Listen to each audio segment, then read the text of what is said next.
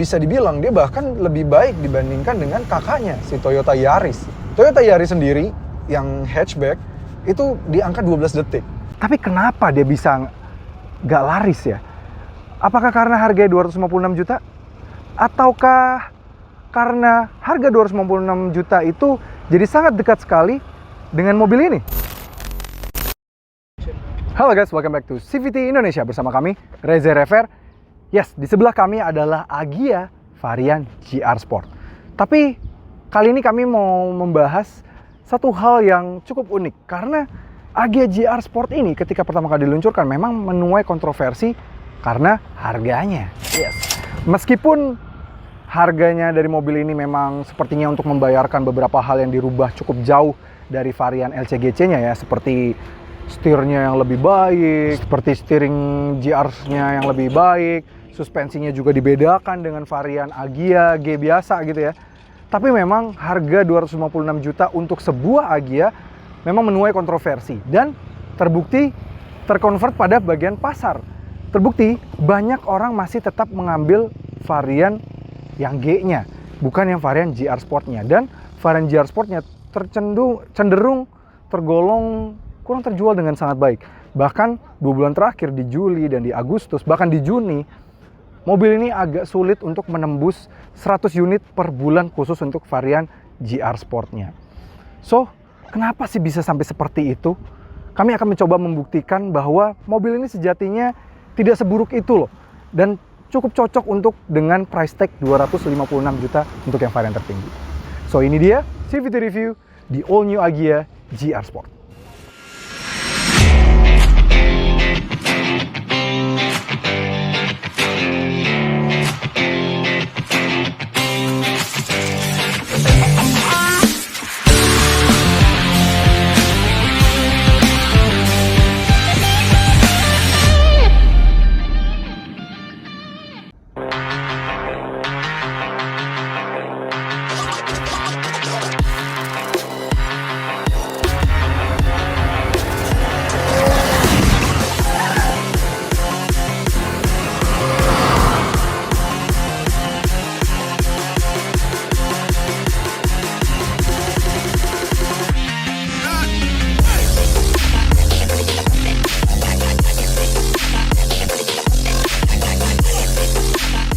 Yang membuat dia berbeda sebenarnya dibandingkan dengan varian G adalah ya secara tampilan.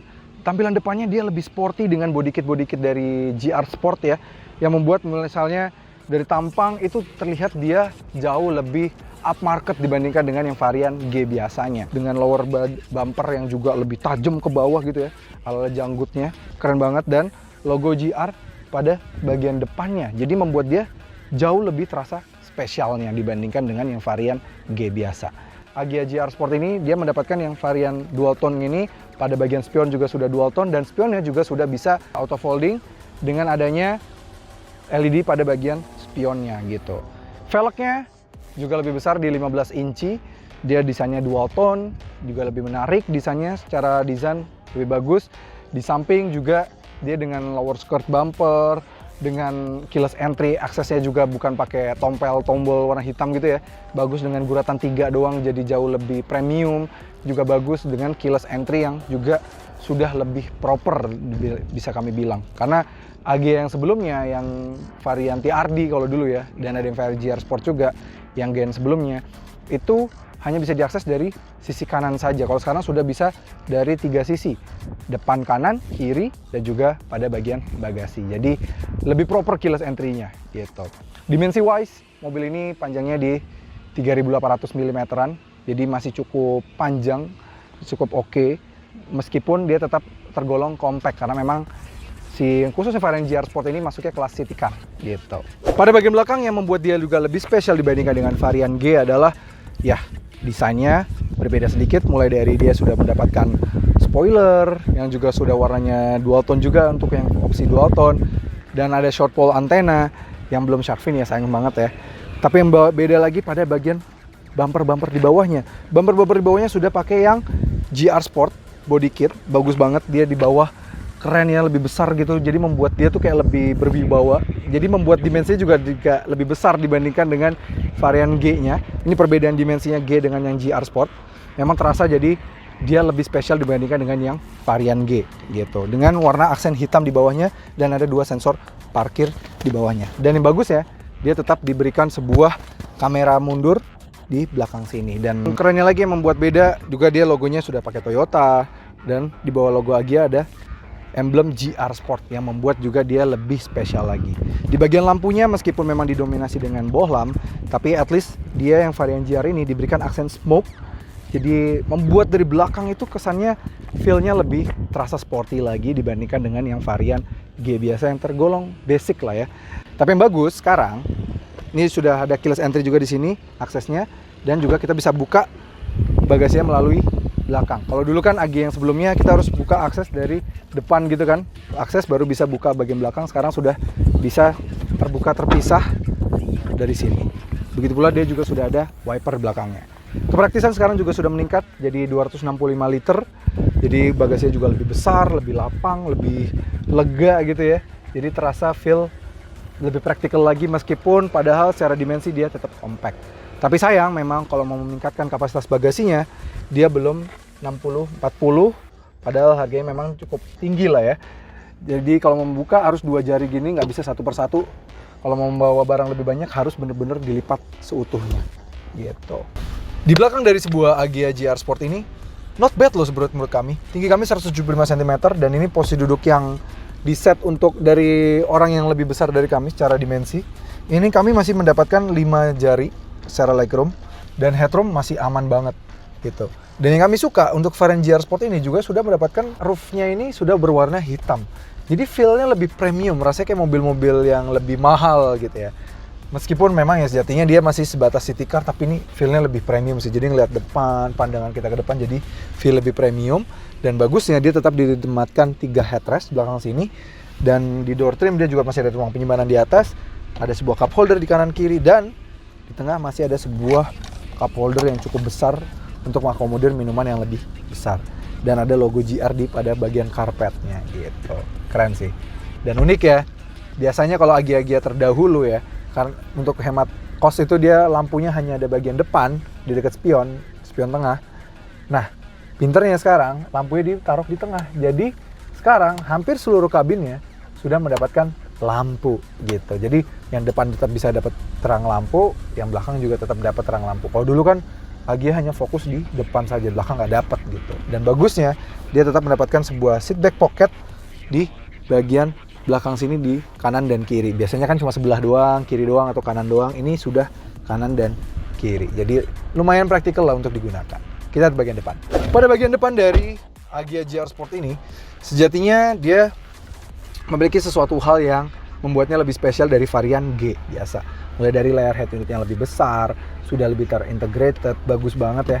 Ini layar head unitnya juga fiturnya lumayan lah ya, walaupun belum ada Apple CarPlay, Android Auto, tapi dia sudah ada T-Link, M Toyota, radio, USB, Bluetooth, masih ada, dan ada penunjuk untuk ganjil genap. Jadi lumayan, kalau kita tahu ganjil apa genap, aduh, itu langsung ada penandanya di sini. At least kita tahu lah mobilnya mau ganjil apa genap gitu.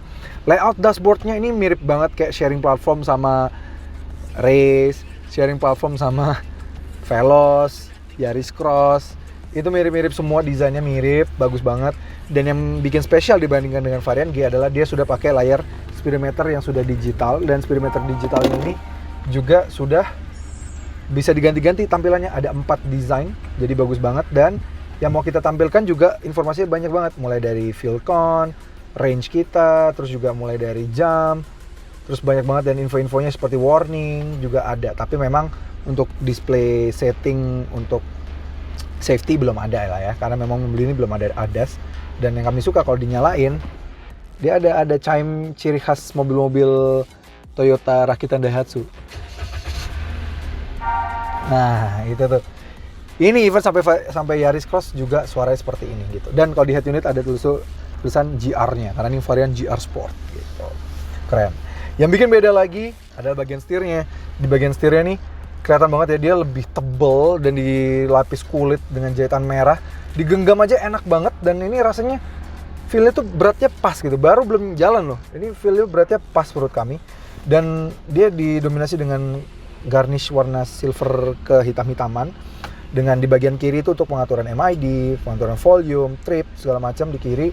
Di kanan untuk pengaturan layar head unitnya untuk mengganti supportnya, misal dari Bluetooth ke USB dan teleponi, dan juga ada tombol untuk mode berkendara power gitu di sini sudah ada, dan logo GR di bagian bawahnya, jadi sporty banget. Dan ada pedal shift juga di belakangnya, keren banget loh gitu. Ini keren, menurut kami keren sih sebenarnya. Secara setir digenggam juga enak gitu, tapi sayang untuk pengaturan dia masih hanya tilt saja. Tapi wajar, dia kelasnya kan sebenarnya city car lah ya, wajar punya tilt aja udah bagus. Kadang di kelas ini kadang tilt aja suka nggak ada gitu. Dan kursinya yang bikin spesial lagi, dia juga berbeda dengan varian G biasa. Dia dilapis bludru dengan side support yang lebih besar gitu, dengan emblem GR di tengahnya. Feel spesial banget rasanya, keren. Dan ini supportnya enak banget kalau kalian misalnya mau pakai untuk berperforma tinggi bersama mobil ini, mau zigzag juga akan enak bersama mobil ini gitu.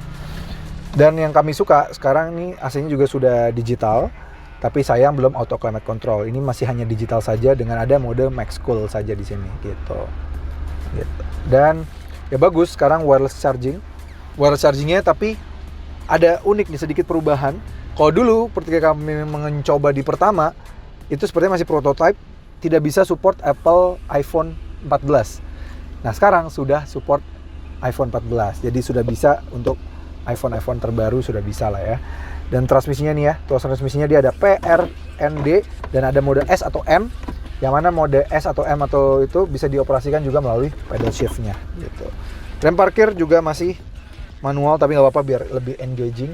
Tapi sayang, meskipun kursinya sudah dia beda gitu ya, tapi dia belum ada head adjuster. Jadi fix banget ini, kita feel-nya lebih tinggi dibandingkan dengan setir gitu. Tapi yang bagus, di varian yang GR Sport ini sudah integrated, dapat standar kamera dashcam. Jadi sudah ada, kalau misalnya amit-amit di jalan, tabrak atau segala macam sudah ada. Airbag, sayang juga hanya ada 2, dan ada sebuah traction control saja. Dan sun visor juga sayang banget ya, masih belum ada kaca sama sekali di sini. Bahkan untuk naruh kartu saja juga tidak ada. Padahal harganya sudah 256 juta, minimal satu kaca lah, boleh di sebelah kiri doang gitu.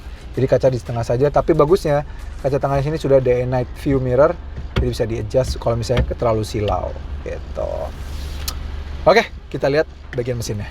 Oke, pada bagian mesin memang ini banyak yang melakukan protes karena si Agya GR Sport ini diekspektasikan menggunakan mesin 1000 cc turbo yang ada pada Toyota Race gitu ya. Tapi sayang, ternyata dia menggunakan mesin tetap 1200 cc yang sama dengan varian G atau varian LCGC-nya, yang mana sekarang berbanding terbalik dengan yang generasi sebelumnya masih menggunakan 4 silinder, sekarang hanya 3 silinder. Kode mesinnya WAVE, tetap kapasitas 1200 cc, tapi tenaganya memang berkat 3 silinder ini jadi sedikit lebih meningkat, 88 PS dan torsinya di 112 Nm. Tenaganya diarahkan ke roda depan melalui pilihan transmisi 5 percepatan manual dan juga CVT gitu. Memang yang bikin para protes adalah 3 silindernya, karena memang ada beberapa orang yang masih kurang suka atau masih sedikit alergi dengan 3 silinder. Tapi seperti apa sih rasa berkendaranya? Langsung aja yuk kita coba. Let's go. Ya. Nah, langsung lewatin speed bumps ya. Agya GR Sport ini sejatinya memang bukan mobil yang buruk kok. Dia bandrolnya memang cukup tinggi, 256/100 untuk yang varian GR Sport ini. Tapi ini mobil yang much improve dari Agya generasi sebelumnya. Apalagi kalau dibandingkan dengan Agya yang varian G, dia dapat suspensi yang berbeda, kemiringan suspensinya juga kelihatan ya, berbeda. Kami sudah pernah membandingkan nih kalau kelihatan. Jadi memang memberikan sensasi berkendara yang dan karakter yang beda banget dari yang varian G-nya gitu. Tapi memang kalau misalnya ngelewatin speed bump seperti tadi barusan kami lewatin, itu memang bukan yang empuk gitu ya. Harus diakui kalau dibandinginnya misalnya sama dengan Brio yang terbaru, Brio masih sedikit lebih soft secara suspensi. Mobil ini masih sedikit lebih agak keras sih, masih agak mantul-mantul gitu. Mungkin mengincar sportiness dari mobil ini karena memang mobil ini jauh lebih fun to drive ya, kalau bisa kami bilang. Ini lebih menyenangkan, meskipun dia secara bandingan suspensi masih tergolong stiff ya untuk mengejar sportiness, tapi dia lebih menyenangkan untuk dikendarai. Karena yang khusus untuk varian GR Sport ini, dia sudah dilengkapi dengan GR seat yang khusus beda ya dengan yang varian G, dimana dia bahannya kayak ala-ala bludru gitu, bagus, dan side supportnya lebih besar Jadi untuk mensupport badan kami ini bagus banget deh. Dan jujur untuk kelas city car, ini joknya yang paling proper sih, yang paling niat. Memang wajar ya, harganya juga udah nggak harga city car lagi. Ini rasanya tuh menopang kami dengan sangat baik. Belum lagi, mobil ini juga sudah dilengkapi dengan set steering yang berbeda. Dia tuh steering racknya dibuat lebih rapat dibandingkan dengan yang varian AG.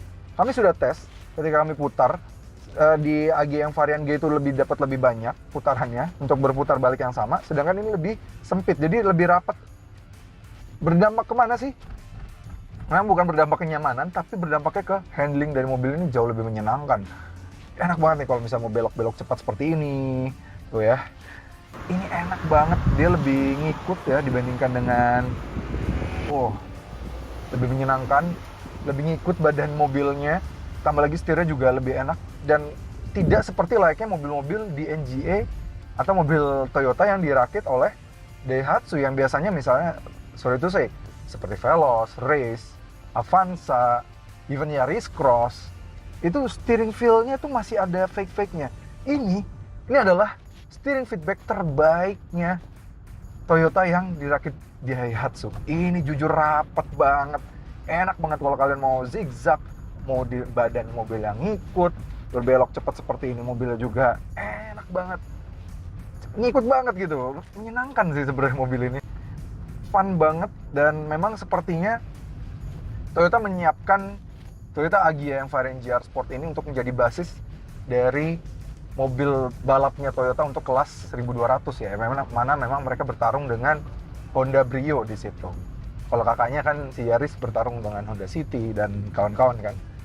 Dan kelas ini awalnya Honda Brio, dan jujur even sebandingkan dengan Honda Brio, steering feedback dari mobil ini jauh lebih menyenangkan.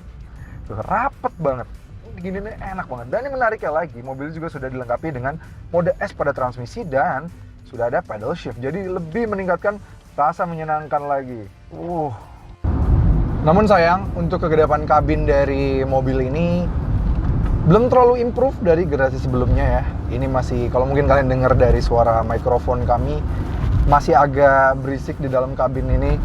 Memang dari samping kanan, road noise, terus juga ketika menghajar penghubung jalan, itu masih kerap berisik, berkali-kali masuk dalam kabin, intrusif. Bahkan di kelas ini, yang harga 168 juta seperti Espresso, itu lebih baik. Sirion juga punya kegedepan kabin yang lebih baik dibandingkan dengan mobil ini gitu. Tapi yang meningkat yaitu adalah efisiensinya. Yes, karena sekarang menggunakan mesin 3 silinder, figur dalam kotanya memang sepertinya di-tune supaya bisa lebih efisien untuk dipakai di perkotaan. Karena memang mostly pasti pengguna dari All New Agya ini, even though varian GR Sport pasti lebih sering pakai dalam kota, sehingga dalam kota bisa sangat efisien banget. Pengetesan kami ditembus di 16,3 km per liter. Tapi sayang, ketika kami tes untuk rotular kotanya, dia malah sedikit lebih boros. Dimana dulu kami bisa tembus di atas 20 km per liter, sekarang hanya bisa di 19,8 km per liter gitu. Sayang banget turun memang karena dengan 3 silindernya itu, jadi kecepatan tinggi, ya silindernya kayak sudah kehabisan nafas karena jadinya mobil lebih sedikit teriak. Meskipun baik untuk penggunaan dalam kota, di mana silinder dengan konfigurasi 3 silinder pasti membuat mobil lebih ringan, jadi lebih efisien gitu. Tapi untuk rute luar kota ya jadi sedikit terkorbankan sedikit pada mobil ini, padahal lebih efisien. Tapi nggak apa-apa, dalam kotanya jadi bisa sangat irit banget. Dan mostly juga pengguna mobil ini tetap akan pakai mobil ini dalam kota. Dan secara running cost juga menurut kami ini masih sangat efisien banget juga. Dan nggak bisa jabarkan di sini, pengguna even menggunakan Pertamax sekalipun masih tetap sangat efisien. Oke, bagaimana dengan akselerasi dari mobil ini? Ya, kita lihat apakah dengan yang varian GR ini dengan mesin barunya dia jadi lebih baik secara akselerasi. Oke, mobil ini sudah dilengkapi dengan mode sport pada bagian transmisi dan juga power mode untuk pada bagian mesin yang bisa pencet tombolnya dari bagian setir. Nah, kita lihat aja. Dan pedal shiftnya juga sudah support sampai 7 sequential ubahan pada transmisi. Kita lihat Apakah berpengaruh banyak? 3, 2, getarannya luar biasa banget ini. Go!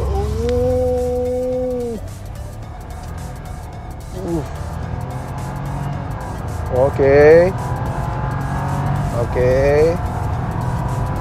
100. Wow, surprising.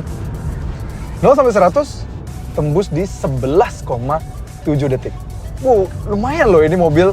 Jujur menurut kami ini cukup baik kalau di kalangan city car gitu. Karena memang angka 11,7 detik ini bisa dibilang dia bahkan lebih baik dibandingkan dengan kakaknya, si Toyota Yaris. Toyota Yaris sendiri yang hatchback itu di angka 12 detik. Sedangkan mobil ini tembus di 11,7 detik. Artinya dia lebih agile, lebih cepat dibandingkan dengan kakaknya sendiri. Ditambah lagi, jujur harus kami akui, secara steering feedback, secara feel dari setirnya, juga mobil ini menawarkan kesenangan yang di atas kakaknya sih. Ya, gimana kesimpulan dari Toyota Agya GR Sport ini? Sejatinya ini mobil bukan mobil yang jelek. Dia memiliki handling yang sangat luar biasa. Dia memiliki steering feedback yang jujur menurut kami, secara handling mobil ini menarik banget. Apalagi bahkan kalau dibandingin sama kakak-kakaknya ya, sama mobil Toyota yang masih dirakit sama Daihatsu, ini adalah yang paling baik. Bahkan even dibandingkan dengan Yaris Cross yang udah 400 juta, dibandingkan dengan Veloz, dibandingkan dengan Race atau Agya yang G, ini jauh banget. Steering feedbacknya jauh lebih menarik, handlingnya jauh lebih menyenangkan, suspensinya memang kayak diciptakan untuk bisa berkompetisi di Sentul gitu. Tapi kenapa dia bisa nggak laris ya? Apakah karena harganya 256 juta? Ataukah karena harga 256 juta itu jadi sangat dekat sekali dengan mobil ini? Ya, Suzuki Baleno. Sejak kelahiran dari Toyota Agya GR Sport ini, memang nama Baleno jadi sangat naik sekali karena harganya jadi sangat dekat sekali si Agya GR Sport ini dengan si Baleno. Padahal Baleno sejatinya sekelasnya bukan dengan Agya, tapi sekelasnya dengan Yaris, Honda City, yang which is satu kelas di atasnya, atau hatchback 1500-an. Tapi apakah benar ini penyebab utama dari tidak larisnya si varian Agya GR Sport ini yang bahkan sebulan saja tidak pernah tembus di atas 100? Kita akan melakukan perbandingannya, tapi tidak di video ini. So, pastikan kalian like video ini, subscribe ke channel YouTube CVT Indonesia, dan nyalakan lonceng notifikasi. Main juga ke Instagram kami di @cvt.indonesia. Dan bagi kalian tertarik untuk meminang kedua mobil ini, bisa melalui website kami di cvtindonesia.co.id. Gue Reza Rever, pamit undur diri.